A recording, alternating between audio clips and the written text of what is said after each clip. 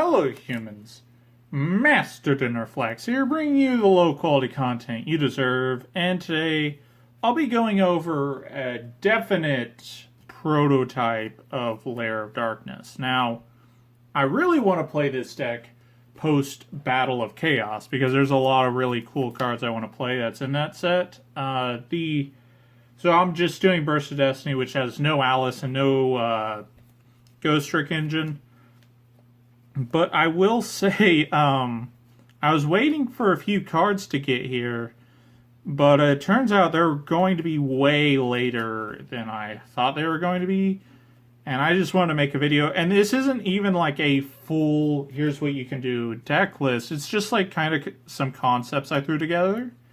So let's get into it. And I think you can adapt this list to post Burst of Destiny, which will be kind of not Burst of Destiny. Battle of Chaos will be pretty nice.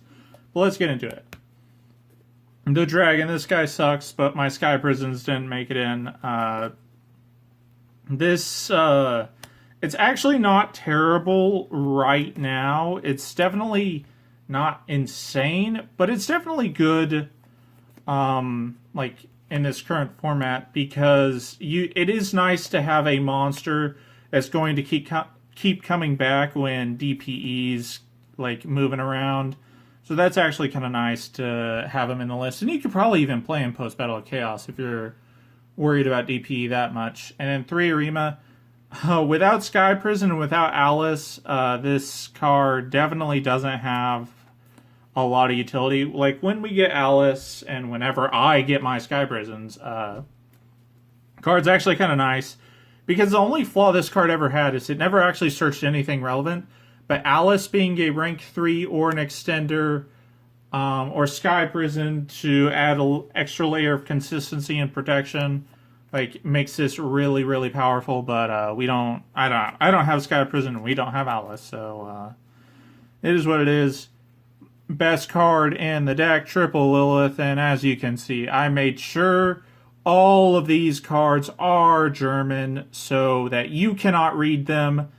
No, actually the real reason is I like European print and I like the way the German characters work on these cards. But Lilith, you just go ahead and tribute their thing, quick effect, gain a whole bunch of advantage. This deck is not 40 cards, it's way above it. It just so happens every time I want to goof around with Lair of Darkness, it's always around the 50-something card mark, so yeah, Triple Lilith.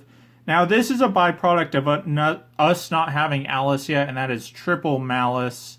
By the way, I'm right. This card, as a secret rare, is absolute proof that if they made all the Ladies Element secret rare, they'd all look insane, because this card looks insane. Like, that is, it's already got pretty amazing artwork, and then the secret rares just really make this shine. I like it. But even though it's a worse Lilith, it's still a Lilith that you need to play. And whenever I'm running over 40 cards, there's Reckless Greed. And Malice with Reckless Greed is absolutely insane. You pretty much get to activate Reckless Greed 1,000 times in a duel, and that's pretty nice. And then we got Triple Tour Guide. It's Tour Guide. Not as powerful until we get the Ghost Trick Engine or the DDD rank 10. Because you can make the DDD rank 3 of just with 2 Fiends. So like Tour Guide gets into the rank 3. And you could just plop the rank 10 on top of it. So in 4 summons, you have the DDD rank 10 in this deck. If you open literally nothing else. Like if you open 4 trap cards and Tour Guide, you get the rank 10 and then your 4 sets. That's hilarious. So, and the Ghost Trick Engine is also better because then you get F-Zero and then a recurring body every turn. But, we don't have anything like that yet, but it's still pretty important as a consistency card. And rank 3s are pretty relevant because Zeus is still legal. Who go figure. And then 1 Skarm. This is in English the second hardest to learn language. Well, it's actually a lot easier than that, but not an easy language to learn. So it's a good thing I don't speak it. Now, here's what I meant by goofing around. I'm playing 1 Shit All Windy, 1 Shit All Dragon, 1 Aerial, and then 1 Beast. I am not mean decking Shit All Fusion.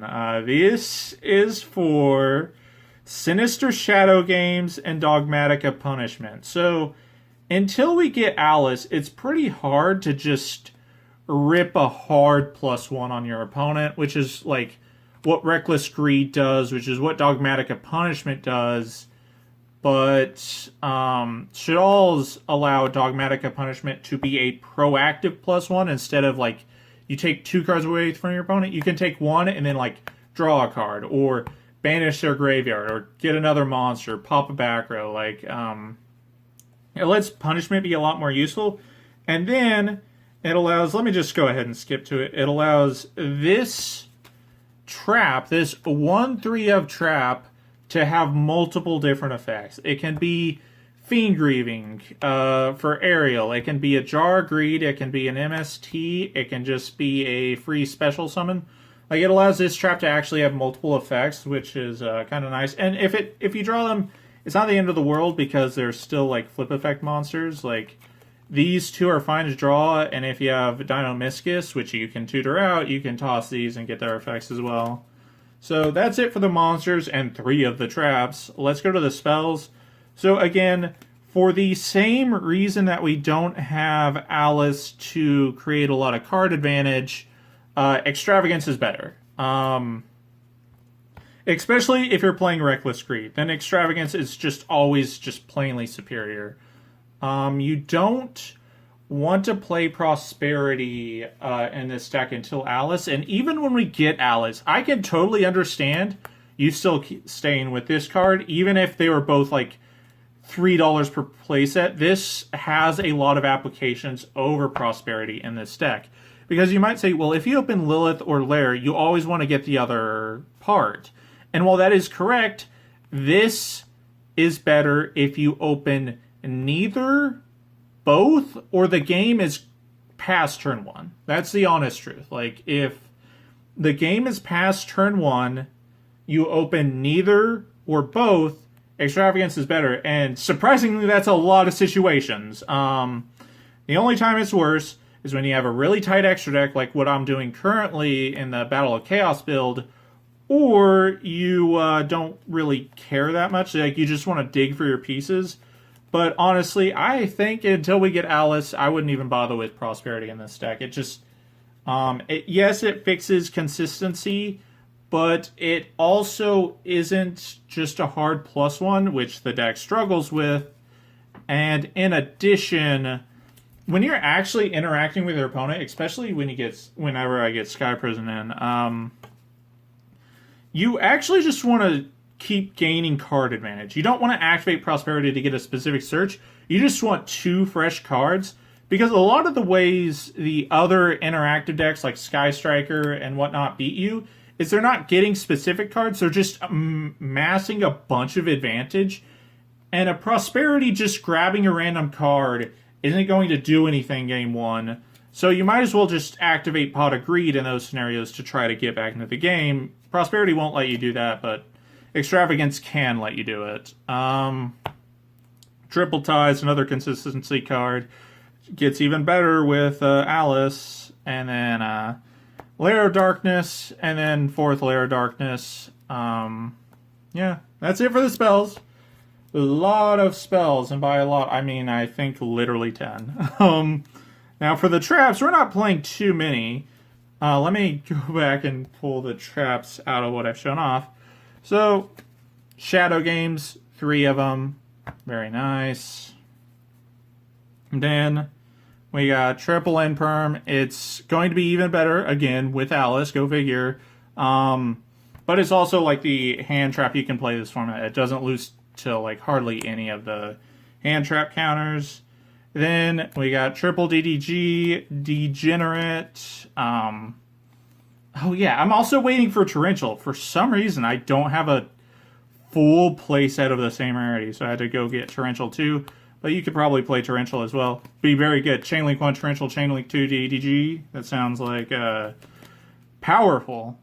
And then for the rest of the disruptive traps, we got 2 Dino-Miscus. It allows you to outlayer, and it's a free body after you activate a trap card. So that's pretty cool. 2 Dogmatic Punishment. It allows, not only is it a double pop, but it's a pop or a Shaddoll effect, so pretty nice. And then 2 Ice Dragon's Prison. Powerful. It's also nice to actually OTK with it. That's always a fun play. And that's it for the disruptive traps. So the last 7 traps in here are what I like to call spell traps. They are traps with spell effects, which is nice to set off a Sky Prison. And my favorite card, Reckless Greed. You might have met him before. He's going for the snake and the treasure. Tasty, delicious reptile. It's the same thing with Extravagance. When you're actually playing an interactive game with all these decks, like, you'd rather activate a card that just lets you see more cards. While searching a specific card is nice, there's not, like, one card that's several cards in this deck. Like, a Prosperity and a good combo deck is a lot stronger than a Prosperity and, like, a control deck that needs to see 2 cards. Like, it's actually not that valuable. And honestly, like, post-Battle of Chaos, I might just go back to Extravagance. But Reckless Greed is nice because it's a very similar thing. It's a very nice to set off of Sky Prison. It gives Malice a lot more value because it pretty much means if your opponent isn't, like, being the aggressor, you are going to use, like, 5 or 6 of these in the duel. So that's very nice. And this one also doesn't conflict with Extravagance. Prosperity, when you activate it, you cannot draw other cards by card effects the turn you activate Prosperity, but Extravagance says you cannot draw cards with card effects for the rest of the turn. So you can go draw phase, Reckless Greed, draw into Extravagance, draw 2 more cards, and that's fine. So Reckless Greed, very nice. And then the other spells, shout out to Cinder in, like, several Yu-Gi-Oh! Discords. He's how I got all these German cards. And he got me some name shift German back to the fronts. That's really cool. So shout out to him. Pretty cool find. And then the last spell trap is Metaverse. It's literally just terraforming, except if you control Malice and Lilith, not only is this terraforming, but it lets you tribute 2 of your opponent's monsters in the same turn, which is awesome. But that's it for the main deck. I'm going to show off almost nothing in the extra deck because, again, it's not finished. Like, I ordered a whole bunch of cards, and they were here, like, effectively here, not at my doorstep, but they were where I am, and then they just disappeared. So I have no idea where they are right now, and that's annoying. But for the extra deck, this card matters, this card matters, and this card matters. Once we get Dark, it's also going to matter, and then I'm waiting for my access code. And then if you're playing Shaddoll, you should actually probably play multiples of these, like 2 to 3. And then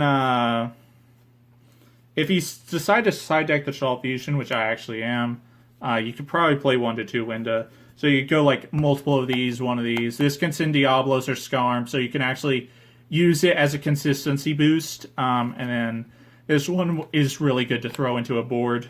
And then this one to make Punishment also just be a double pop if you want it to. And then Break Sword Zeus. That's that one. That's pretty much all we got until we get the Battle of Chaos. Then we can make this useful, these useful, these useful. Like, yeah.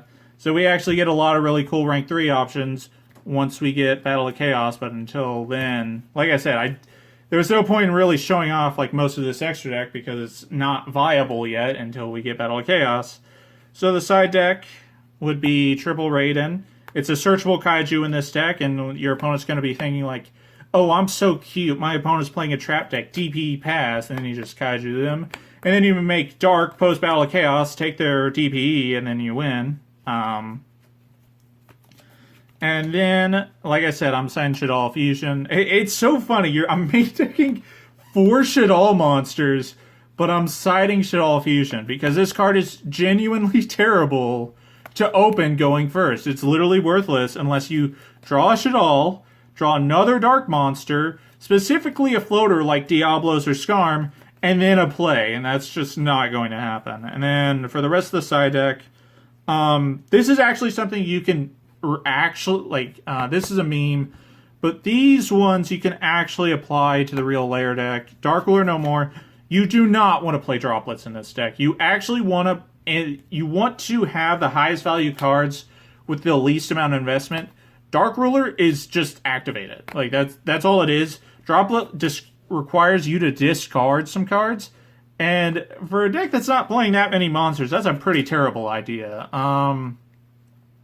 It also doesn't even turn off their board. It turns off one card. So Droplet is not playable in this deck. And evenly matched, this is also important because there's really nice Malice interactions with it. But ultimately, it's a normal trap you can threaten and then recycle with Malice. Alice in the future can use it very, very powerfully. So there's just a lot of cool plays you can do with it right now and in the future. Double D barrier. You should actually probably bump this up to 3 because your Sword Soul opponent summons their token. You activate D barrier.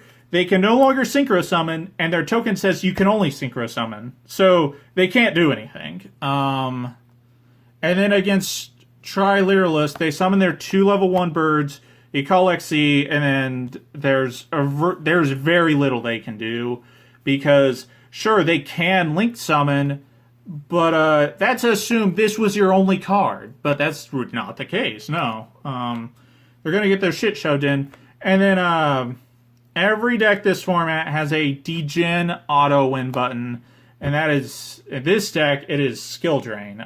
You don't play Order, because your win condition is a field spell. But Skill Drain, your entire deck plays around it and literally ignores that it's there. Literally resolves effects as if it wasn't even there. But at the same time, your opponent literally can't play. So, that's kind of nice. But that's it for this, demo deck, because I can't even say it's a real deck, because I'm missing my Sky Prison, I'm missing my access code, and all this theory is post-Battle of Chaos, so I'm literally just showing a pile of cards that Cinder got me. That's the actual video. This is, look at what Cinder got me from Germany. That's Cinder Lair Darkness Turbo. There we go. But that is it for this pile. Thank you all for watching. Hopefully you enjoyed this video. I'm really just very happy about the level of support this deck got from Battle of Chaos. I know a lot of people aren't excited for that set, but I actually think it's pretty decent because it panders to DM, and then it has a lot of just legacy support. And the last time we got that was Primal Origin. That's the only set I can compare it to. And the thing with Primal Origin is, even though people thought it wasn't really much of anything when it came out, the reality is the support it gave each of those, multiple of those decks was actually so insane that it, let Medolce be good. I have the same feeling it's going to be a Primal Origin situation where there are some good cards in it, but the gems in the set are what people didn't expect. But yep, that's about it. Thank you all for watching, and remember, Master Dinnerflex will take your soul.